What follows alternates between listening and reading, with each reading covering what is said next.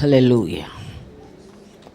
దేవుని పరిశుద్ధ నామమునకు మహిమ కలుగునుగాక. కూడి వచ్చిన మీ అందరికీ నా ప్రభు పేరట నా నిండు వందనాలు తెలియజేస్తున్నా. అందరికీ ప్రైజ్ ది లార్డ్. అలాగే దైవజనులకు కూడా నా నిండు వందనాలు. దేవునికి మహిమ కలుగునుగాక. దేవుని వాక్యమును మనం ధ్యానం చేసుకుందాం. ఆమోసు గ్రంథం 4వ అధ్యాయం 12వ వచనం. కాబట్టి ఇశ్రాయేలీయులారా, మీ ఎడల నేను ఇలాగునే చేయుదును గనక ఇశ్రాయేలీయులారా, మీ దేవుని సన్నిధిని కనబడుటకై సిద్ధపడుడి. చాలండి. మహాగణుడా, మహోన్నతుడా, పరిశుద్ధుడా, ప్రేమ స్వరూపి, మీకే వందనాలు, స్తుతులు, స్తోత్రాలు చెల్లిస్తూ ఉన్నాను. మా మంచి కాపరి, నీకు వందనాలు. పదే పదే నీ పాదాల చెంతకొచ్చి ప్రార్థించుటకు, అర్థించుటకు దీనులమైన మాకు ఇచ్చిన భాగ్యం కొరకు స్తోత్రాలు. మా బ్రతుకులు మరి యొక్క పునరుద్ధాన దినమిచ్చి స్వామి, మేమందరము నీ పాదాల చెంత చేరి ప్రార్థించుటకు, స్తుతించుటకు, నిన్ను ఘనపరచుటకు మీరు మాకు ఇచ్చిన ఈ మంచి అవకాశం కొరకు వందనాలు. ఇంతవరకు మాతో కూడా ఉన్నావు, ఇకను మాతో కూడా ఉందువు గాక. నన్ను, మమ్మలను పూర్తిగా నీ వశంలోకి తీసుకొని మీకు ఇష్టమైన కార్యమంతయు మా అంతరంగంలో జరిగించమని, మీరే మా అందరితో మాట్లాడమని మీ చేతికి మమ్మల్ని మేము అప్పగించుకుంటూ ప్రతి ఆటంకము, అడ్డుబండ, ప్రతి విరోధ శక్తులను, అంధకార క్రియలను, అవిధేయతను, అనాలోచితమును యేసు నామములో నేను కొట్టివేస్తూ ఉన్నాను. పూర్తిగా మీ వశములో తీసుకుందురుగాకని ఆశిస్తూ ప్రకటిస్తూ యేసయ్య అతి శ్రేష్టమైన నామములో అడిగి పొంది ఉన్నాము తండ్రి, ఆమేన్. ఆమోసు గ్రంథము 4:12 ఏం చెప్తుంది అనంటే, మీ దేవుని సన్నిధిని కనబడుటకై మీరు సిద్ధపడండి అన్నాడు. ప్రతి ఆదివారము మనము దేవుని సన్నిధిలో కనబడడానికే వస్తున్నాం. ఇందు గురించి చెప్పట్లేదు. ఎలాగో మనము ఆదివారం సిద్ధపడే వస్తాం. ఎలా ఉన్నాం అలా రావు. అలా వస్తే కనుక అందరం పారిపోతాం, ఎవరైనా అలా వస్తే. కాబట్టి నీటుగా సిద్ధపడి మనం దేవుని సన్నిధికి వస్తాం. దాని గురించి ప్రభు చెప్పడం లేదు. ఆయన సన్నిధిలో, నిత్య రాజ్యములో, ఆ మహిమ రాజ్యములో ఆయన ఎదుట మనము కనబడుటకు సిద్ధపడమని దేవుడు మనల్ని హెచ్చరిస్తూ ఉన్నాడు.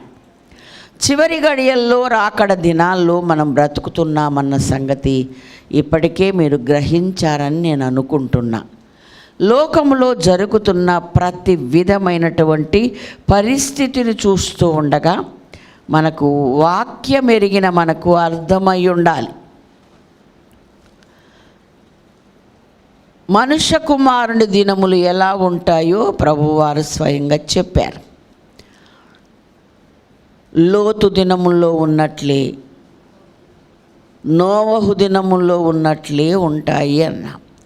ఎక్కడ చూచిన అరాచకాలు, భయంకరమైన పరిస్థితులు, చిన్న పెద్ద తేడా లేనటువంటి దుర్మార్గపు పనులు చేస్తూ, వినను కూడా విననటువంటి, చూడని అటువంటి ఎన్నో భయంకరమైనవి జరుగుతుండగా ప్రపంచవ్యాప్తంగా మన దృష్టికి వస్తూనే ఉంది. ప్రభువేం చెప్పారు అనంటే, ఇవన్నీ జరుగుట ప్రారంభించినప్పుడు మీ విడుదల సమీపించినది గనక మీ తలలెత్తుకొనుడి అని చెప్పాడు. దేవుని స్తోత్రం, హల్లెలూయా. ఏంటి విడుదల? దేహ విమోచన మనకు దొరికి, శాప పాపము నుండి విడుదల పొందిన మనము ఈ దేహ విమోచనం పొందుకొని దేవుని రాజ్యములో ఆయన ఎదుట కనపడడానికి. దేవునికి స్తోత్రం, హల్లెలూయా. కాబట్టి భక్తులైతే దేహ విమోచన కొరకు మూలుగిలిడుచు ఈ దేహములో ప్రార్థన చేస్తున్నారంట. దేవునికి స్తోత్రం, హల్లెలూయా. నేను ఎప్పుడూ చెప్పుతాను, రైల్వే స్టేషన్లోకి మొత్తం సిద్ధపడి బస్ స్టాప్కో లేకపోతే ఎయిర్పోర్ట్కో వెళ్ళిన వాళ్ళు ఎప్పుడెప్పుడు వెళ్ళిపోతే బాగుంటుందని ఉంటుంది, కానీ కాసేపు ఇక్కడ గడుపుదామని ఎవరికి ఉండదు. ఇంకా చాలామంది ప్లాట్ఫామ్ మీదకి వచ్చింది ఆలస్యం లేదు, వస్తుందా ట్రైన్, అనౌన్స్ చేశారా అని అడుగుతారు. అలాగే ఇంటి దగ్గర ఉన్నప్పుడు ఏమనిపిస్తుంది, ఏదో రకం కొద్దిగా ఆలస్యం అయితే బాగుండు అని, అత్యవసరంగా ఆలస్యం అయితే బాగుండని ప్రార్థన చేసిన నేను జెపి బాబు అనేక సార్లు నా జీవితంలో అది రైట్ దేవుడు చేశాడు, దేవుని స్తోత్రం. కానీ సదిరిందే సదిరి ఊడ్చిందే ఊడ్చి అంటే మాత్రం చేయడు. ఓకే, అలాగా మనము ఇంటి దగ్గర ఉన్నప్పుడు కొంచెం ఆలస్యమే సకాలానికి చేరుకుంటే బాగుండని మనకు అనిపిస్తుంది. కానీ సిద్ధపడి స్టేషన్లో ఉన్న మనము, ప్లాట్ఫామ్ మీద ఉన్న మనకు వచ్చేస్తే బాగుండు, మనం వెళ్ళాల్సిన గమ్యానికి వెళ్ళిపోదాము అనిపిస్తుంది కదా. అందుకనే ఈ కాలాన్ని బట్టి చూచితే కొంతమందిని దేవుడు పరిసయ్యులు శాస్త్రులను, అలాగే దేవుడి దగ్గరికి వచ్చిన వాళ్ళందరూ ఈ విధమైనటువంటి ఈ కాల వైఖరి మీరు ఎరుగుదురు కానీ పరసంబంధమైన ఆ కాలాన్ని మీరు ఎరగరా అని కోప్పడినట్లుగా మనకు తెలుసు. ఓకేనా. కాబట్టి ప్రభువు మనలను కాలం ఎరిగి బ్రతకమంటున్నాడు. చాలాసార్లు మనము తెలుసుకున్నాం. రోమాపత్రిక 13వ అధ్యాయం చదవవసరం లేదు. 11వ వచనములో కాలమెరిగి అన్నాడు. మనము విశ్వాసులమైనప్పటికంటే రక్షణ ఇప్పుడు మనకు మరీ సమీపంగా ఉంది అన్నాడు. రక్షణ అంటే మన ప్రభు అని మనందరికీ తెలుసు. వెలుగన్నా రక్షణ అన్నా మన ప్రభువే. మనము విశ్వాసులమైనప్పటికంటే రక్షణ ఇప్పుడు సమీపంగా ఉంది అంటే రక్షించబడిన దినముల కంటే ఇంకా మనము దేవుని రాజ్యానికి దగ్గరగా, ఆయన రాకడకు దగ్గరగా, ఆయన కూడా మనలను కొనిపోవడానికి భూమి మీదకి రావడానికి అతి దగ్గరగా ఉన్నట్లుగా గ్రహించాలి. 48వ సంవత్సరములో 1948లో ఏమొచ్చిందండి, ఇజ్రాయేల్కు స్వాతంత్రం వచ్చింది. దేవుడు ఏం చెప్పాడు, అంజూరపు చెట్టు చిగురిస్తూ ఇంకా లేతదిగా ఉన్నప్పుడే నేను సమీపంగా ఉన్నానని, గుమ్మం దగ్గరే ఉన్నానని మీరు గ్రహించండి అన్నాడు. గుమ్మము సమీపంలో ఉన్నవారు లోపలికి రావడానికి ఎంతో సమయము పట్టదు. ఇవన్నీ ఎందుకు చెప్పారు ప్రభు అంటే మనము మెలుకోగలిగి ఎదురు చూస్తూ జాగ్రత్తగా ఉండమని. ఎలాగెలాగో మమ్మల్ని లేపి తీసుకెళ్తాడులే దేవుడు అనుకునే వాళ్ళు కొంతమంది ఉన్నారు. లేదు, సిద్ధంగా ఉన్న వాళ్ళనే తీసుకెళ్తాను అని 5 బుద్ధి లేని కన్యకలు ఇలా విడవబడ్డారో విషయం మనకు చెప్పాడు. ఇంకా ఏమన్నాడు, హెబ్రీ పత్రిక 9:27 వచనములో తన కొరకు కనిపెట్టు వారి కొరకు మాత్రమే ఆయన రాబోతున్నాడు. మరలా నేను జ్ఞాపకం చేశాను చాలాసార్లు, ఏ ట్రైను ఏ బస్సు, నువ్వు టికెట్ కొన్నావు కదా, ఇంటి దగ్గర కూర్చున్నావేమయ్యా, నీ కొరకు నేను ఎదురు చూస్తున్నానని పిలుస్తారా స్టేషన్ నుంచి? నేను టికెట్ కొన్నాను, రక్షణ పొందాను, బ్యాప్టిజం తీసుకున్నాను, ఇక నన్ను పిలిచి పట్టుకెళ్తానని అనుకోవద్దు. ఇంకొక మాట కూడా చెప్పారు, ముందుగానే దేవుని దూతలుగా ఉన్నవారిని పోగు చేయుటకు పంపిస్తాను అన్నాడు. అదే ఈ కాలం. దేవునికి స్తోత్రం, హల్లెలూయా. ఈ పోగు చేసే దైవజనులను మన కొరకు ఇచ్చాడు, సిద్ధపరిచే దైవజనులను మనకిచ్చాడు కనుక మనము చేయాల్సింది ఆయన సన్నిధిని కనబడుటకై సిద్ధపడదాం. దేవునికి మహిమ కలుగునుగాక. ఆయన ఎంత గొప్పవాడో ఎలాంటివాడో 13వ వచనములో వివరంగా దేవుడు రాశాడు. అయితే మనం ఇంకొక విషయం గమనించాలి, కనబడడం అంటే మనమే కాదు, మన క్రియలు కూడా కనబడాలి. అదేంటండి అంటే మున్ముందు మనకు అర్థమవుతుంది, చూద్దాం.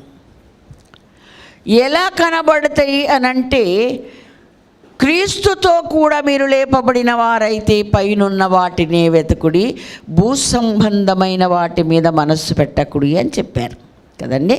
కాబట్టి మనము క్రీస్తుతో కూడా లేపబడిన వారం గనక ఆ క్షణము నుండి పరసంబంధమైన విషయాలను ఆలోచిస్తూ పరసంబంధమైన ఆలోచనలు కలిగి వాటినే వెతుకు వారంగా ఉండాలన్న సంగతి మనకు వాక్యంలో అనేక సార్లు మనము తెలుసుకున్నాం. పైనున్న వాటినే వెతకండి అంటే దృష్టి మనస్సు అంతా పైనున్న వాటి మీదనే ఉండాలి. నిన్నటి దిన మన ప్రయాణం చేసేటప్పుడు దాసు నేను మాట్లాడుకుంటూ భూమి మీద అన్ని జంతువుల అవసరం కొద్ది పైకి చూస్తాయి, కానీ ఆకలి అయినప్పుడు ఏ టైంలోనో పైకి చూస్తే అరుస్తాయి. ఒకే ఒక జంతువు అరవదురా అని చెప్పా, అందరికీ తెలుసు. ఏంటిది అది పైకి చూడలేదు, అరవలేదు, ఎంత అరిసినా కిందికి చూసి అరుస్తుంది. అయితే ఈ సత్యం నాకు మా పాప చెప్పింది ఒకసారి. మమ్మీ చచ్చిపోయినప్పుడు చూస్తుంది మమ్మీ అంది. ఆమె స్కూల్కి వెళ్తుంటే దాన్ని చంపేసి ఒక ప్లాట్ఫామ్ లాంటి రిక్షాలో తీసుకెళ్తుంటే చూసిందంట, దాని తలకాయ పైకి ఉందంట. అప్పుడు చూస్తే వేస్ట్ కదా. దేవునికి మహిమ కలుగును గాక. హల్లెలూయా. భూమి మీద బ్రతుకుండగానే ఆయన బిడలముగా లేపబడిన మనము పరసంబంధమైన వాటి మీద మనస్సు పెడితే అప్పుడు మన క్రియలు మనతో కూడా వస్తాయి. మనము ఆయన సన్నిధిని కనబడుటకు సిద్ధపడమన్న వాక్యమును నెరవేర్చిన వారం అవుతాం. దేవునికి మహిమ కలుగును గాక. మరొక మాట, మనము అప్పుడు అలాంటి స్థాయి అలాంటి స్థితి ఎప్పుడు వస్తుంది అని అంటే, చదువు అవసరం లేదు. మత్తయి సువార్త 22:36 నుండి 40 వరకు చెప్పిన 2 ఆజ్ఞలు కరెక్ట్గా పాటిస్తే వస్తుంది. ప్రభువును పూర్ణ హృదయముతో, పూర్ణ ఆత్మతో, పూర్ణ వివేకముతో, పూర్ణ బలముతో ప్రేమించాలి. ఆ తర్వాత నిన్ను వలె నీ పొరుగువాన్ని ప్రేమించాలి. నిన్ను వలె నీ పొరుగువారిని ప్రేమించమంటే చాలామందికి అవసరాల్లో సహాయము చేయడం మాత్రమేనని ఒక గట్టి నమ్మకం ఉంది, చేస్తారు కూడా. కానీ అది చెప్పలే. నీవు రక్షణ పొందడానికి ఎంతగా ప్రయాసపడి నరకము నుండి తప్పించుకొని దేవుని రాజ్యం చేరడానికి నువ్వెంత ప్రయాసపడుతూ నువ్వు భూమి మీద నడుస్తున్నావో, బ్రతుకుతున్నావో, ఆ పొరుగు వానికి ఆ దారి నువ్వు చూపించాలి. అంతేలాగా చేయాలి. దేవునికి స్తోత్రం. హల్లెలూయా. ఎవరైనా గుడికి రాకపోతే, మా అత్తగారి హయంలో వాళ్ళు మహబూబ్ నగర్లో సేవ చేసేటప్పుడు ఇరుగమ్మ పొరుగమ్మ కొంచెం నిర్లక్ష్యంగా ఆలస్యంగా చర్చికి వస్తుందని తెలిసినప్పుడంట దగ్గరే ఉండే అనమాట ఆ ఇల్లు. మా అత్తగారు త్వరగా పని చేసుకుని ఆ ఇంటికి వెళ్ళిపోయి ఆ మిగిలిన పని చేసి, నడవమ్మ చర్చికి వెళ్దాం, ఇలాగైనా కొంచెం చురుకుదనం వచ్చి ఈ విధంగానైనా తనకు టైంకు దేవుని సన్నిధికి రావడానికి అలవాటు అవుతుంది అన్నారు. అదే ఒక దైవజనరాలు తగ్గింపు. దేవుడు ఆమెను హెచ్చించాడు. దేవునికి స్తోత్రం. హల్లెలూయా. అవసరం వస్తే అలాగ ఏదో రకంగా సహాయపడి హెచ్చరించి బలపరచి ఏ విధము చేతనైనను నీవెంతగా పరుగులెడుతున్నావు, నీవెంతగా ఆయన సన్నిధిని కోరుకుంటున్నావు, నీవెంతగా దేవుని సన్నిధిలో బతుకుతున్నావు, నీ ఇరుగు పొరుగును కూడా స్థాయికి తీసుకురావడానికి నీ వంతుగా కృషి చేయాలి. ఇప్పటికే కొంతమంది చేస్తున్నారు. అందును బట్టి దేవునికి మహిమ కలుగునుగాక. ఇంకా ప్రతి ఒక్కరు అదే బాధ్యతలో ఉండాలి. పలానోళ్ళు చేస్తే పర్వాలేదు అన్నాడా? దైవజనులు మాత్రమే చేస్తే పర్వాలేదు అనలేదా కదా? నిన్ను వలె నీ పొరుగు వారిని ప్రేమించమని ప్రభు ఖచ్చితంగా ప్రతి ఒక్కరికి ఈ 2 ఆజ్ఞలు 10 ఆజ్ఞలు ఇమిడ్చి మనకు చెప్పాడు. అలాగా మనమెంత దేవుని సన్నిధిలో బ్రతకడానికి మనం ఇష్టపడుతూ ఉన్నామో ఇతరుల నడలు నడిపించాలి. మనము దేవుణ్ణి ఎలా ప్రేమిస్తున్నాం గుండెల మీద చేయి పెట్టుకొని చెప్పగలగాలి. పూర్ణాత్మతో, పూర్ణ వివేకముతో, పూర్ణ బలముతో, పూర్ణ శక్తితో నా దేవుణ్ణి నేను ప్రేమిస్తున్నాను అంటే, దేవుణ్ణి ప్రేమించేటప్పుడు మరొక దేవుని కంటే ఎక్కువగా దేన్ని ప్రేమించకూడదు. మత్తయి 10:37 నుండి కింది వరకు చదివితే మనకు తెలుసు. భార్యనైనా, పిల్లలనైనా, భర్తనైనా, తల్లిదండ్రులు ఎవరిని కూడా ఆయన కంటే ఎక్కువ కాదు ప్రేమించమని చెప్పాడు. ఆయన కంటే ఎక్కువ కాదని కూడా చెప్పాడు. ప్రేమించమన్నది ఒక్కటే గుర్తుపెట్టుకొని అది అనుసరించే మనం ఆయన కంటే ఎక్కువ కాదు అన్న సంగతి కూడా మనము గుర్తుపెట్టుకోవాలి. దేవునికి స్తోత్రం, హల్లెలూయా. ఈ విషయాలను మనము అనుసరించాలంటే ప్రభువారు మనకు ఒక మోడల్గా, ఒక గుర్తుగా, ఒక మాదిరిగా విశ్వాసులకు తండ్రి అయిన అబ్రహామునే మనకు చూపిస్తారు. ఆనాడు ఫిలిస్తీ శాస్త్రులకు, పరిసయ్యులకు దేవుడు చెప్పాడు ఏమని అనంటే, మీ అబ్రహాము తండ్రి అని మీరు చాలా గొప్పగా చెప్పుకుంటున్నారు. మీరు అబ్రహాము తండ్రి అయితే మీకు నిజంగా అబ్రహాము చేసిన క్రియలే చెయ్యాలి అని యోహాను 8:39 ప్రభు చెప్పాడు. కాబట్టి అబ్రహాము మన విశ్వాసులకు తండ్రి అంటే మన తండ్రి అయిన తండ్రి ఏది చేయుట కుమారుడు చూచునో కుమారుడు అలాగే చేయును అని యోహాను 5:19 వ్రాయబడి ఉంది. కాబట్టి మనము అబ్రహాము వారసత్వం మనకు రావాలి. విశ్వాస సంబంధులే ఆశీర్వాదమునకు వారసులు, దేవుని రాజ్యమునకు వారసులు అని ప్రభు స్పష్టంగా పత్రికలలో మన కొరకు రాసి పెట్టారు. మీరు బాగా బైబిల్ చదువుతున్నారని నేను మీకు ఏ రెఫరెన్స్ చెప్పట్లే. నేను ఒక మాట మీకు చెప్పాను. నేను అనగానే, ఎవరైనా దైవజనులు ఒక మాట అనగానే వెంటనే మనస్సు ఆ రెఫరెన్స్ మీదకి పోవాలి. అంతగా వాక్యముతో మమేకమైపోవాలి. ఎందుకంటే శ్రమల కాలములో దుష్టుడు మనలను శోధనలో పడి మనల్ని నష్టపరి బాధలు అనుభవించేటప్పుడు వాక్యం ఎత్తి ప్రార్థన చేయాలంటే ఒక్క రెఫరెన్స్ కూడా నీకు గుర్తు రాకపోతే ఎలా కుదురుద్ది? ఏమని ప్రార్థన చేస్తావు? నేటి దినాహారం మాకు దేశం అంటావు. అప్పుడు మరి ఏం ప్రార్థన చేయాలి? సమయోచితంగా ఎప్పుడు ఏ విషయం ఎలా ఎత్తి ప్రార్థన చేయాలని నీకు తెలియాలంటే వాక్యమంతా నీకు గ్రహింపులోకి రావాలి, జ్ఞాపకం పెట్టుకోవాలి. నా వల్ల కాదు, నా చేత కాదంటే పరిశుద్ధాత్ముని అడగాలి. దేవుని మహాకృప చేత ఇప్పుడు కొంచెం జ్ఞాపశక్తి తగ్గుతుంది. ఏది ఎక్కడ పెట్టానో మర్చిపోతాను. నాతో ఉన్న పిల్లలకు విసుకొస్తుంది, ఇక్కడే పెట్టి ఊకే నన్ను వెతకమంటది ఏంటని. కానీ వాక్యం మాత్రం నాకు గుర్తుంటుంది. దేవునికి మహిమ కలిగిన గాక. హల్లెలూయా. ఒక్కొక్కసారి నేను పడుకున్నప్పుడు ఫోన్ చేసి మమ్మీ పలానా వాక్యం ఎక్కడుందంటే చెప్పగలిగే కృప దేవుడు నాకు ఇచ్చాడు. దేవునికి స్తోత్రం, హల్లెలూయా. ఒక్కొక్కసారి దాని మీద కూడా దాడి చేయడానికి దుష్టుడు ప్రయత్నిస్తుండగా, అయ్యా భూ సంబంధమైనది ఏది లేకపోయిన పర్లే, పర సంబంధమైన వాటిలో నన్ను పేదరాలుగా బీదరాలుగా చేయకు. దేవునికి స్తోత్రం, హల్లెలూయా. ఒక భక్తుడు పాడాడు, పేదతనం అంటే, దీనత్వం అంటే, లేమి అంటే ఆయన పాదాల చెంత కన్నీటితో ఆయన పాదాలు కడగడానికి కావలసిన కన్నీరు లేకపోతే అంతకన్నా లేమి దరిద్రం మరొకటి లేదన్నాడు. దేవునికి మహిమ కలుగును గాక. హల్లెలూయా. రాత్రంతా ఉట్టి ప్రార్థన చేయలేదు యాకోబు, కన్నీటితో బ్రతిమిలాడుకుంటేనే బయటపడ్డాడు. మీరు అంటే ఏడుస్తారు ఏంటండి, మాకు అసలు రావట్లేదంటే అది దేవుడు ఇచ్చిన వరం. దేవుని స్తోత్రం, హల్లెలూయా. దానికి మేమేం చేయలేం. ఎప్పుడైతే విరిగి నలిగిన హృదయంతో, కొట్టబడిన గాయపరచబడిన హృదయంతో మనం ఉంటామో ఆటోమేటిక్గా వస్తాయి. దేవుని స్తోత్రం, హల్లెలూయా. నేను అంటానికి అప్పుడు కన్నీరు రాలేదా? ఒక్కడి కొట్టి చూస్తా, అబ్బా అమ్మా అని ఎడతావా లేవా? కళ్ళలో నీళ్ళు వస్తాయా లేవా? అంటే బాధ కలిగితే హృదయము నొచ్చుకుంటే, మనస్సులో బాధ కలిగితే తెలియకుండానే కన్నీరు మనకు వస్తుంది.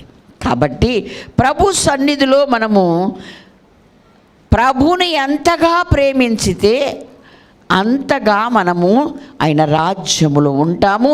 ఆ ప్రేమించినటువంటి అబ్రహాము ఎంతగా ప్రేమించాడో రెఫరెన్స్లన్నీ చదువుకోని అవసరం లేదు. ఆదికాండం 22లో ప్రభు మొదటి 2 వచనాల్లో ప్రభు అడిగాడు, అబ్రహామా, నీవు ప్రేమించుచున్న నీ కుమారుణ్ణి, నీకు ఒక్కడై ఉన్న నీ కుమారుడు నాకు ఇవ్వు అన్నాడు. అక్కడ మీరు చదివితే, చదువు తల్లి, ఏంటి నేను ప్రేమిస్తున్నానా, నీకంటే ఎక్కువ నేను ప్రేమిస్తున్నానా అన్నట్లుగా ఏం చేశాడండి అమ్మా? ఆ సంగతులు జరిగిన తరువాత దేవుడు అబ్రహామును పరిశోధించెను. ఎట్లనగా ఆయన అబ్రహామా అని పిలువగా అతడు చిత్తము ప్రభువా అనెను. అప్పుడు ఆయన, నీకు ఒక్కడయ్యున్న నీ కుమారుని అనగా నీవు ప్రేమించు ఇస్సాకును తీసుకొని మోరియా దేశంలోకి వెళ్ళి అక్కడ నేను నీతో చెప్పబో పర్వతములలో ఒక దాని మీద దహన బలిగా అతను నర్పించుమని చెప్పాను. తెల్లారినప్పుడు అబ్రహాము లేచి తన గాడిదకు గంత కట్టి తన పనివారిలో 2 తన కుమారుడగు ఇస్సాకును వెంటబెట్టుకుని దహన బలి కొరకు కట్టెలు చీల్చి, ఏమండి పనివాళ్ళు ఉన్నా సరే గాడిద గంట కట్టాడంట, కట్టెలు ఆయనే చీల్చాడంట. అనంటే నా బిడ్డను నీకు ఇవ్వడానికి ఎప్పటికీ నేను వెడకాడనని క్రియల ద్వారా రుజువు చేశాడు.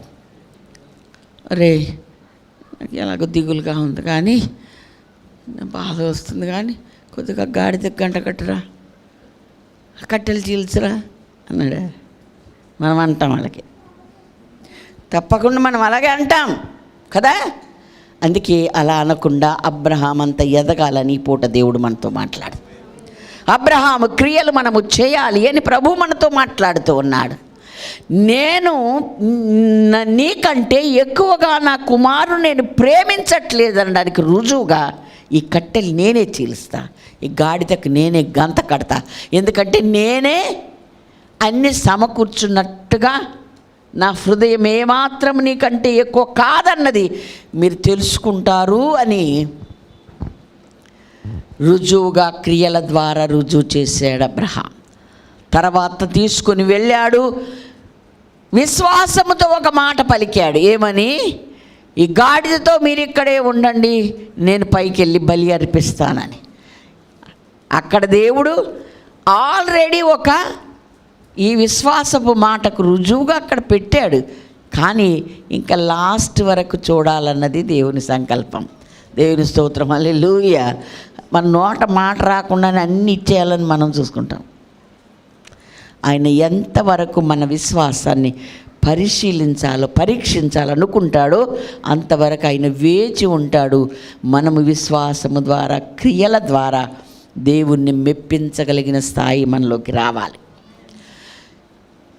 బలిపీఠం కుమారుడు అడిగితే యెహోవా చూసుకుంటాడన్నాడు, కానీ కుమారుణ్ణి బలిపీఠం మీద పెట్టినట్లుగా మనకు తెలుసు.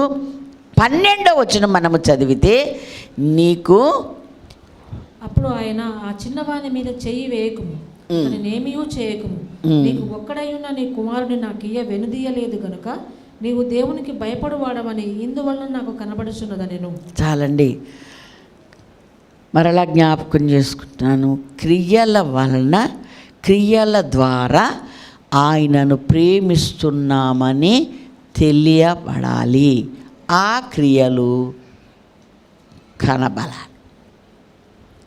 మాటతో మాట్లాడితే సరిపోదు, క్రియల ద్వారా నేను దేవుణ్ణి అమితంగా ప్రేమిస్తున్నాను, నా కొరకు ప్రాణం పెట్టిన దేవునికి నా ప్రాణం కూడా ఇవ్వడానికి సిద్ధపడతాను, అలా సిద్ధంగా ఉన్నాను, ఆయన కంటే ఈ భూమి మీద ఏది ఎక్కువ లేదు అని క్రియల ద్వారా రుజువు చేయాలి, మాటల ద్వారా కాదు. ఖచ్చితంగా దేవుడు చెప్పాడు. దేవుడు అతని విశ్వాసాన్ని బలపరిచి విశ్వాస క్రియలు అతడు కనపరిచాడు గనక 5వ వచనంలో ఏం చెప్పాడు, నేను మళ్ళా వస్తాము, మీరు ఇక్కడ ఉండండి అన్నాడు. అది వెళ్ళాడా లేదా కుమారుని తీసుకొని? దేవునికి స్తోత్రం, హల్లెలూయా. అంటే క్రియలు ఉండాలి, విశ్వాసం ఉండాలి. విశ్వాసం ఎంతో ఉండి క్రియలు లేకపోతే వేస్ట్ అని యాకోబు పత్రిక 2వ అధ్యాయం మొత్తం మనకు బోధించింది కదండి. ప్రాణము లేని శరీరం ఎలా మృతమో క్రియలు లేని విశ్వాసము మృతము అన్నాడు. అసలు మనం ప్రభు దగ్గరికి వచ్చి ఆయన నమ్మగానే మన పేరేంటండి? విశ్వాసులు కదా. ఇంకా బాగా చదువుకున్న వాళ్ళు బిలీవర్స్ అంటారు కదా. మరి ఈ బిలీవర్స్ ఏం చేయాలి? ఆయన నమ్మే వచ్చావు ఆయన దగ్గరికి, నమ్మి వచ్చి ఆయనను వెంబడిస్తున్నావని, ఆయన చెప్పింది చేస్తున్నావని, ఆయన అడుగుజాడలు నడుస్తున్నావని, ఆయన కంటే ఎక్కువగా దేనిని ప్రేమించట్లేదు, పూర్ణ హృదయముతో పూర్ణ ఆత్మతో నేను ఆయననే ప్రేమిస్తున్నానని రుజువుగా క్రియలు కనబడాలి అని దేవుని వాక్యం మనకు బోధిస్తూ ఉంది. దేవునికి మహిమ కలుగునగాక. వెంటనే దేవుడు 15వ వచనం నుండి 18 వరకు మరి తర్వాత చదువుకోండి. దేవుడు ఈ కార్యము నువ్వు చేసినందున, ఈ కార్యము నువ్వు చేసినందున నీవు నీ తరతరములు నేను దీవిస్తాను, నీ వంశాన్ని నేను దీవిస్తాను, అనేకులకు నీవు ఆశీర్వాద కారణంగా ఉంటావన్న మాటను దేవుడు అక్కడ మరలా పలికాడు. దేవునికి స్తోత్రం. వంశములన్నీ దీవించబడతాయని. అందుకే ఇస్సాకు వలనైనదే నీ సంతానబడబడును అన్నాడు. తనను దీవించడం అంటే తన కుమారుని దీవిస్తే తనకిచ్చిన మాటను నెరవేర్చడమే. దేవునికి స్తోత్రం, హల్లెలూయా. అందుకనే పరిశుద్ధాత్ముడు మరలా మనకు జ్ఞాపకం చేస్తూ అబ్రహాము క్రియల గురించి ఎలా చెప్పాడంటే రోమాపత్రిక 4వ అధ్యాయం 18లో ఏమని చెప్పాడంటే, నిరీక్షణకు ఆధారము లేనప్పుడు నిరీక్షణ కలిగి అతడు నమ్మాడు. శూన్యములో దేవుడు చెప్తే నమ్మాడు. ఎలా నమ్ముతారండి మీరు అలాగా అని మనల్ని అడుగుతారు కొంతమంది. వారి పేరే హేతువాదులు. ఒక హేతు ఉంటే తప్ప వాళ్ళు నమ్మరు దేనిని. కానీ మనము నమ్మామంటే ఏ హేతు ఒక్కర్లే, ఆయనే మనకు హేతువు, ఆయన శక్తే మనకు హేతువు. ఆయన ఏమైనా చేయగలడని నువ్వు నమ్మితే ఆయన చెప్పే అనుకుని నమ్ముతాం. దేవుని స్తోత్రం, హల్లెలూయా. ఇప్పుడు మంచి వైరల్ అవుతుందిగా పాట, ఏమైనా కథ మొత్తం. దేవునికి స్తోత్రం, హల్లెలూయా. ఈ స్థాయి నుండి ఆ స్థాయికి నన్ను తేగలడా నేను అనుకోవద్దు. ఆయన చెప్పినాడు జై, ఆయన చెప్పాడు అలా చేస్తానని, తప్పకుండా అలాగే చేస్తాడు. దేవునికి స్తోత్రం, హల్లెలూయా. కాబట్టి ఇప్పుడు అబ్రహాము క్రియల వలన రుజుపరుచుకున్నాడా లేదా? రుజుపరుచుకున్నాడు. నువ్వు మనస్సులో ఎంత మంచి నిర్ణయం చేసుకున్నావో నేను ఎరుగుదును. నువ్వు కట్టెలు చీల్చినప్పుడే, గాడిద గంట కట్టినప్పుడే నాకు అర్థమైపోయింది అని అక్కడితో అనలేదు, కత్తి ఎత్తే వరకు చూశాడు. అంటే మన క్రియలు ప్రారంభంలో బాగుండి ముగింపులో ఉండకపోతే వేస్ట్ అవుతుంది. చివరి వరకు అదే విశ్వాసముతో, అదే క్రియలు కలిగి, అదే విధానములో మనము జీవించవలసి ఉంది అని వాక్యం మనకు నేర్పిస్తుంది. అంతము వరకు సహించువాడు, అంతము వరకు నిలిచి ఉండువాడు చెప్పారు కదండి.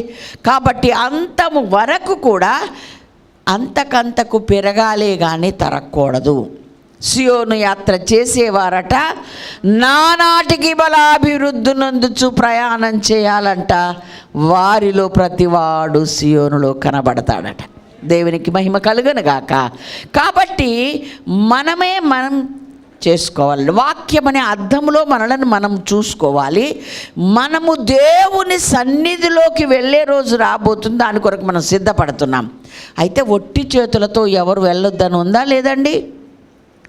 ధర్మశాస్త్రంలో అనేక సార్లు ద్వితీయోపదేశ కాండములో, నిర్గమకాండములో మీరు దేవుని సన్నిధికి వెళ్ళేటప్పుడు ఒట్టి చేతులతో వెళ్ళొద్దు అన్నాడు. అక్కడికి వెళ్ళేటప్పుడు కూడా ఒట్టి చేతులతో వెళ్ళొద్దు, క్రియలు వెంబడి పెట్టుకొని వెళ్ళాలి. వాక్యం మాకు ఖచ్చితంగా చెప్తుంది.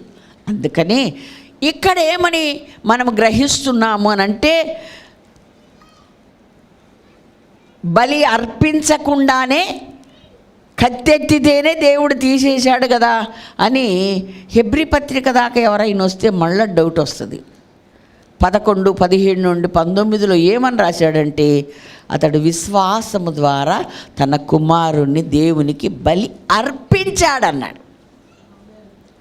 ఎక్కడ అర్పించాడండి? గుండెలో అర్పించేశాడు, మనసులో అర్పించేశాడు, ఇచ్చేశాడు ఆయనకు. ఇక్కడ లేదు. తండ్రి కంటే దేవుని కంటే ఎక్కువ ప్రేమ పిల్లల మీద ఇక్కడ లేదు. దేవుడి స్తోత్రం, హల్లెలూయా. అందుకే హృదయపూర్వకముగా మనస్ఫూర్తిగా అని పదే పదే దేవుని వాక్యంలో చెప్పింది. నా కుమారుడా నీ హృదయం నాకు ఇమ్మన్నాడు, నా కుమారుడా నీ మనస్సు నాకు ఇమ్మన్నాడు. ఇంకేమి ఇచ్చినా వేస్టే, ఈ 2 ఫస్ట్ ఇయ్యి అన్నాడు. అవునా కాదండి? అంటే ఈ 2 చాలా కష్టం. హృదయము ఘోరమైన వ్యాధి గలది, భయంకరము, దాన్ని గ్రహింపగలవాడు ఎవడు లేడు, ఆయనే. చాలాసార్లు మనకు తెలుసు, బైక్ మెకానిక్ బైకే తీసుకెళ్ళాలి, కారు తీసుకెళ్ళకూడదు, రిపేర్ రాదు ఆయనకు. ఈయన చేసిన వాడు ఆయనే గనక, గ్రహించేవాడు ఆయనే గనక, దీన్ని కరెక్ట్గా మార్చగలవాడు కూడా ఆయనే. దేవునికి స్తోత్రం, హల్లెలూయా. అలాగే మనస్సు పరిపరి విధాలుగా వెళ్ళిపోతుంది కనుక నాకు ఇచ్చేసేయి, నా స్వాధీనం చేసేయి అని ప్రభువు చెప్పాడు. ఒక పట్టణమును పట్టుకొని వానికంటే తన మనస్సును స్వాధీనపరచుకొని వాడు శ్రేష్ఠుడు అని వాక్యంలో వ్రాయబడి ఉంది. నీ వల్ల కావట్లేదు కనుక ఆ మనస్సు కూడా నాకు ఇచ్చేయి అని ప్రభువు చెప్పాడు.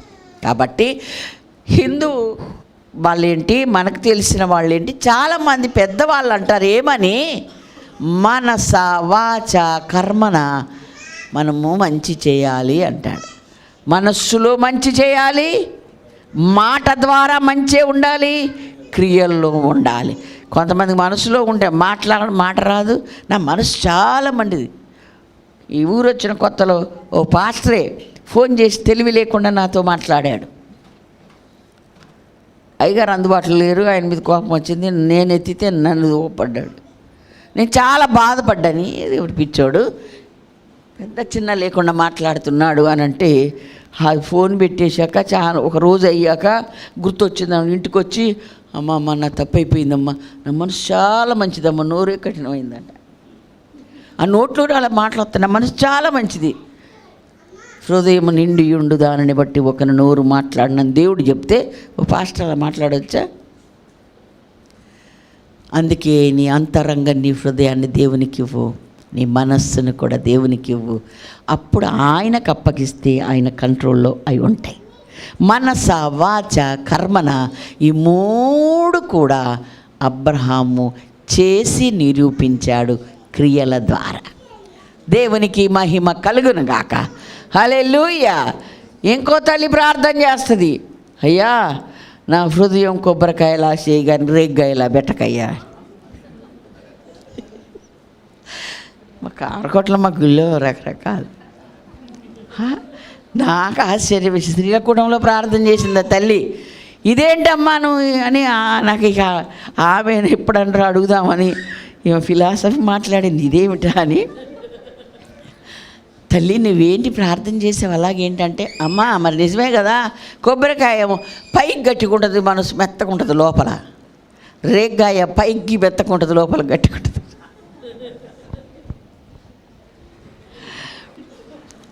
అందుకే దేవుడు అంటున్నాడు మనస వాచ కర్మన, అంటే 3 కూడా ఆయనకి ఇష్టమైనట్లుగా ఉండాలి. నా మనసు చాలా మంచిది, మాట అలాగొచ్చిందని అని అట్లా అనొద్దు. ఈ మనస్సు మంచిదే, మాట మంచిదే అయితే క్రియల్లో చూపించాలి. దేవునికి స్తోత్రం, హల్లెలూయా. అందుకని హెబ్రీ పత్రిక 11:17లో మనము చదివితే ఆయన అర్పించెను అంటే, అదొక మాట చదువు తల్లి. అబ్రహాము శోధింపబడి విశ్వాసమును బట్టి ఇస్సాకును బలిగా అర్పించెను. అర్పించెను అన్నాడు. అర్పించిన ఆయన తిరిగి మృతులలో నుండి బ్రతికించిన లెక్కే. చావము కానీ చావు ఒడ్డుకి వెళ్ళామండి, చచ్చి బతికామండి అంటారు.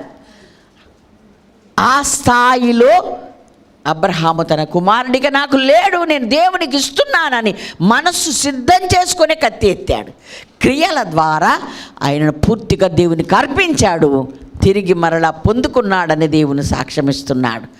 ఆ మాటనే నిరీక్షణకు ఆధారం లేనప్పుడు, అంటే ఇస్సాకు పుట్టక ముందుకు ఆ వాక్యము ద్వారా తను నమ్మితే దేవుడు శబాషని మెచ్చుకున్నాడు. 17వ వచనములో 4:17 ఆయన మృతులను సజీవులుగా చేయువాడును, లేని వాటిని ఉన్నట్టే పిలుచువాడని రాయబడి, ఆ విధంగా గ్రహించి ఆయనను పూర్తిగా నమ్మాడంట. దేవునికి స్తోత్రం, హల్లెలూయా. ఇప్పుడు నేను ఇస్తాను, మృతుడు అవుతాడు, బూడిదలు మట్టిలో నుండి కూడా పేరు పెట్టి పిలిస్తే నా కుమారుడు రాగలడు అని అంతగా దేవుని నందు విశ్వాసం ఉంచాడు. చాలాసార్లు కామరకోట సంగతి మళ్ళొకసారి బీపీ హై అయిపోయి ఎలాగో పిచ్చి పిచ్చిగా చేస్తుంటే నన్ను తీసుకెళ్ళారు. అమ్మ కొంచెం ప్రార్థన చేయమని మా ఇంటి దగ్గరే నేను వెళ్ళి ప్రార్థన చేశా, బాగైపోయింది. తర్వాత మరలా కొన్ని రోజులకు చనిపోయింది అని తెలిసింది. అరే ఎందుకమ్మా అలాగా హాస్పిటల్కు తీసుకెళ్ళలేదు, పోనీ నన్ను అయినా పిలవలే, ప్రార్థన చేసేదానిగా. దేవుడు అంత హై బీపీలో పిచ్చి పిచ్చి మాటలు మాట్లాడుతుందని నార్మల్ చేశాడు కదా, ఎందుకు అలా చేశారంటే, అమ్మా ఒక బీపీ అయితే పర్వాలేదు, షుగరు అది ఇది చాలా ఉన్నాయమ్మ మా అమ్మకు. ఒక బీపీ బాగా చేస్తాడంట, షుగర్ ఏముంటే ఇంక చాలా ఉంటే చెయ్యలేడట. అంటే దేవుణ్ణి వాళ్ళు అంతే నమ్మారు అని మనకు అర్థమవుతుంది. దేవునికి మహిమ కలుగును గాక. హల్లెలూయా, హల్లెలూయా. డాక్టర్లు అసాధ్యమైన చెవు పక్కన హోల్ ఉన్నప్పుడు చెప్పారు, ఆపరేషన్ చేస్తే మెదడు వెనక ఆపరేషన్ చేసి ఆ గడ్డ లాంటిది తీస్తే తప్ప నీ కుమారుడికి అప్పటి వరకు మందులు వాడండి అన్నాడు. నీకు అసాధ్యమైనది ఏది లేదు. ఆ గడియలు రాకముందుకే నా బిడ్డను బాగు చేయమని నేను ప్రార్థన చేశాను. 3-4 సంవత్సరం వచ్చేసరికి నా బిడ్డకు దేవుడు పూర్తిగా తగ్గించాడు. దేవుని స్తోత్రం, హల్లెలూయా. నమ్ముట నీ వలనైతే నమ్మువానికి.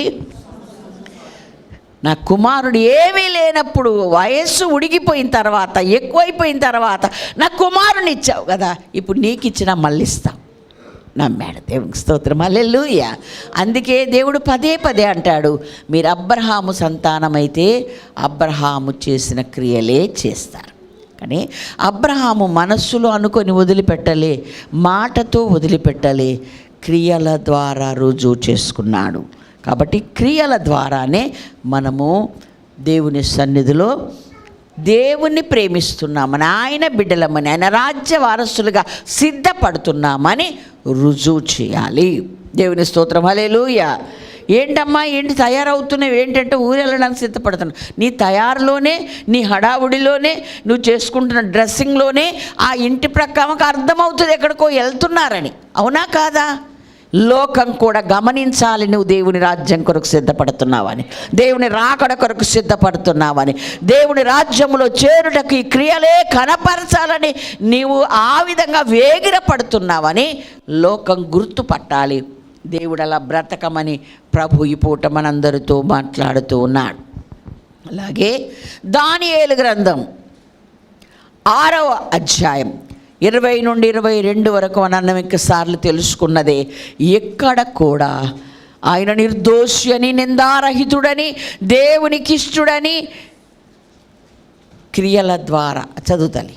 అతడు గుహ దగ్గరకు రాగానే దుఃఖస్వరముతో దానియేలును పిలిచి, జీవం గల దేవుని సేవకుడమైన దానియేలు, నిత్యము నీవు సేవించుచున్న నీ దేవుడు నిన్ను రక్షింపగలిగినా అని అతనిని అడిగాను. అందుకు దానియేలు, రాజు చిరకాలం జీవించునుగాక, నేను నా దేవుని దృష్టికి నిర్దోషినిగా కనబడితిని గనుక ఆయన తన దూతను పంపించి సింహములు నాకు ఏ హానియు చేయకుండా వాటి నోళ్లు మూయించెను. రాజా, నీ దృష్టికి నేను నేరం చేసిన వాడను కాను కదా అనెను. అనుదినము నీవు సేవించుచున్న నీ దేవుడు నిన్ను రక్షింపగలిగేనా అన్నాడు రాజుగారు. అవునండి, మరి నేను రోజు ప్రార్థన చేస్తాను, మామూలు ప్రార్థన కాదు, ఉపవాస ప్రార్థన చేస్తాను, 3 పూటలా చేస్తాను అని చెప్పలే. నేను ఆయన దృష్టికి నిర్దోషినిగా కనబడ్డాను కాబట్టి నన్ను బతికిచ్చాడు. పైపై వేషాలు వేసేవాడినైతే, పరుల కొరకు మనుషుల కనబడవలన నేను అన్నీ చేసేవాడినైతే నన్ను కాపాడేవాడు కాదు. నా దేవుని దృష్టికి నేను నిర్దోషినిగా కనబడ్డాను గనక నేను బ్రతికాను, ఆయన నన్ను తప్పించాడని సాక్ష్యం ఇచ్చాడు. కాబట్టి ఈ మాట వాళ్ళకి అర్థం కాదులే, నేను దేవుని దృష్టికి నిర్దోషిని చెప్పే తెలివిగల్లోళ్ళు కూడా కొంతమంది ఉన్నారు. వాళ్ళకి అర్థం కాదండి, నాకు దేవుడికి తెలుసు నా మనసు. ఉన్నో నేను ఎప్పుడు చెప్తా, కొంచెం సొక్కేసుకొని వచ్చినాడు అనుకో, అటు చెప్పకపోయినా మనకు తెలుస్తుంది. అవునా కాదా? వాడి నడక, వాడి మాట, వాడి తీరు తెలుస్తుంది. అందుకని అపోస్తుల కార్యంలోకి వచ్చేసరికి నేను మనుష్యుల ఎదను దేవుని ఎదుటను మంచి మనస్సాక్షి కలవాడనై నేను బతుకుతున్నాను. దేవునికి స్తోత్రం, హల్లెలూయా. కాబట్టి వాక్యాన్ని బాగా చదువుకుందాం. వాక్యంలో అన్నీ దేవుడు రాసి పెట్టాడు. మనము వాక్యమును ఎరిగిన వారమై, గ్రహించిన వారమై, దాని ప్రకారంగా జీవిస్తూ కనపడేలాగా మన క్రియలు ఉండాలి అని. ప్రదర్శన ఎందుకండి? ప్రదర్శన ఎవరికో కాదు, ఆయనకు కనపడు. దేవునికి స్తోత్రం, హల్లెలూయా. అబ్రహాం ప్రదర్శన చేసి శారమ్మకే చెప్పకుండా వెళ్ళాడు కదండి. అది ప్రదర్శన కాదు. నేను ఎంత భక్తిపరునో, నేను ఎలా చేస్తున్నానో, శారమ్మ చూడు అనుకుంటా పోయిండా. ఇంటికి వచ్చేదాకా శారమ్మకు కూడా తెలియదు. నీ దేవుడు నిర్దోషిగా అన్నాడు. బయటికి తర్వాత ఆయన అబ్రహాం ఇలా చేశాడు అన్నీ చెప్పినప్పుడు అప్పుడు శారమ్మకు తెలుస్తుంది. దేవుని స్తోత్రం, ప్రపంచానికి తెలుస్తుంది. దేవునికి మహిమ కలుగును గాక. మనము నిర్దోషులమని, మనము నిరపరాధులమని లోకము ఎదుట కూడా సాక్ష్యం ఉండాలని దేవునికి చాలా ఇష్టం. అన్నిటికంటే, లోకానికంటే ముందు ఆయన మన మనస్సు, మన అంతరంగము తెలుసు గనక ప్రభు ముందు ఆయనకు కనపడేలాగా మనం బ్రతకాలి. దీనిని హృదయ సంబంధమైన సున్నతి అంటారు. ఓకే, అంటే నీకు దేనిని దేవుని కంటే ఎక్కువ ప్రేమిస్తున్నావో దాన్ని కోసి పారేసే అంత తెగింపు మనకు రావాలి. అంటే చంపే అంత తెగింపు మనకు రావాలి. ఒక తల్లి చెప్పింది, 1.5 కేజీలు బంగారం దాచిపెట్టుకుంది. ఆమెకి ఇష్టమంట, అది వేసుకోవడం ఇష్టమంట, అంత కూడా పెట్టుకుందంట. ఏంటంటే బంగారం అంటే నాకు ఇష్టం అని చెప్పింది. దైవజనులైన జఫన్ శాస్త్రి గారి వాక్యం యూట్యూబ్లో విని పదే విని కేజీ బంగారం పక్కకు పెట్టేసిందండి. తన్ను తాను ప్రభువుకు అర్పించుకుంది. అది కూడా మళ్ళీ యూట్యూబ్లో మేము చెప్తుంటే మేము విన్నాం. ఆ తర్వాత ఒక మీటింగ్లో ఆయన కలిసి చెప్పిందంట. దేవునికి స్తోత్రం, హల్లెలూయా. కాబట్టి దేనిని ఎక్కువగా దేవుని కంటే ప్రేమిస్తున్నావో దానిని నీ మనస్సులో చంపేయాలి. అదే నిజమైన అబ్రహాం చేసిన క్రియ.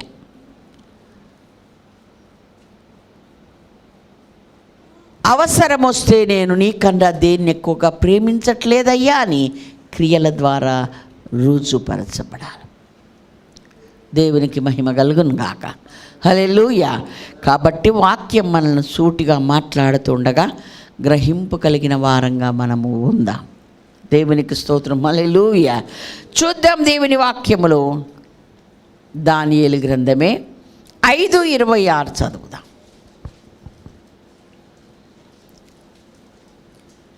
టెకేల్ అనగా ఆయన నిన్ను త్రాసులో తూచగా నీవు తక్కువగా కనబడితివి.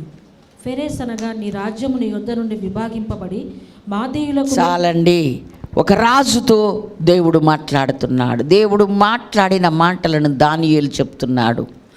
నీవు ఎలా కనబడ్డావంటే నీ క్రియలు తక్కువ కనబడ్డా. తూస్తాడంట ఆయన. తూచినప్పుడు నీ క్రియలు తక్కువగా కనపడ్డాయి అన్నాడు.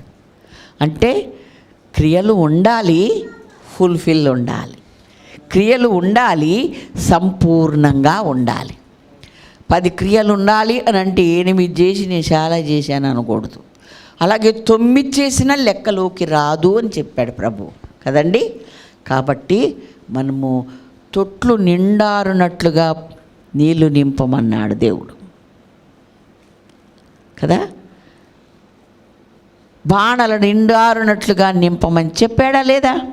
కాబట్టి మనము కూడా చేసే క్రియలు పూర్తిగా చేయాలి, తక్కువగా కనపడకూడదు. అది ఆ క్రియలు కూడా ఆయన చూశాడు. అందుకే అన్నాడు, తక్కువగా కనపడ్డావు. కాబట్టి తిరస్కరించబడిన వాడుగా రాత్రి చనిపోయినట్లుగా వాక్యం ద్వారా మనము నేర్చుకుంటున్నాం. ఎలా మాట్లాడతారు, అలా ఎలా చెప్పగలుగుతామమ్మా మనము అంటే, ప్రకటన 11:1 వ్రాయబడి ఉంది, ఆలయములో పూజించుచున్న వారిని లెక్క పెట్టుము అన్నాడు. అక్కడ ఫుట్నోట్లో ఏమని రాశారు దాని గురించి, దాని తల మీద ఒక అంకేసి, దేవుని ఆలయమును బలిపీఠమును అందులో పూజించు వారిని కొలత వేయుము. కొలత వేయమంటే చూస్తేనే కదండి కొలత అంటారు. పెద్ద పెద్ద లారీలు వెయిట్ని కూడా ఏం చేస్తే చూస్తేనే కదా ఎన్ని కేజీలు తీసుకెళ్తున్నారా కొలత మనకు కరెక్ట్గా తెలుస్తుంది కదా. కాబట్టి ఆలయములో పూజించుచున్న వారందరినీ 1, 2, 3 అని లెక్క పెట్టడం కాదు. వారి విశ్వాసం, వారి భక్తి, వారి క్రియలు నీవు కొలత వేయమని చెప్పాడు. కాబట్టి ప్రభువారు మనందరినీ రాజు, గొప్ప, సామాన్యుడు, దైవజనుడు, అపోస్తలుడు, మామూలు విశ్వాసి ఏ తేడా లేదండి. వారి వారి క్రియల చొప్పున నేను ప్రతిఫలం ఇచ్చుటకు నా జీతము నా చేతిలో ఉంది, నేను తొందరగా రాబోతున్నానని ప్రకటన 22:12 దేవునికి స్తోత్రం రాయబడి ఉంది. కాబట్టి ఆయన త్వరలో ఆయన జీతం పట్టుకొని రాబోతున్నాడు గనక మన క్రియలను ఆయన సన్నిధిలో కనపరచుటకు మనలను మనము క్రియల ద్వారా ఆయనను ప్రేమిస్తున్నామని, ఆయన ఆజ్ఞలు అనుసరిస్తున్నామని, ఆయన బిడ్డలమని, ఆయనే మనకి ఎక్కువ తప్ప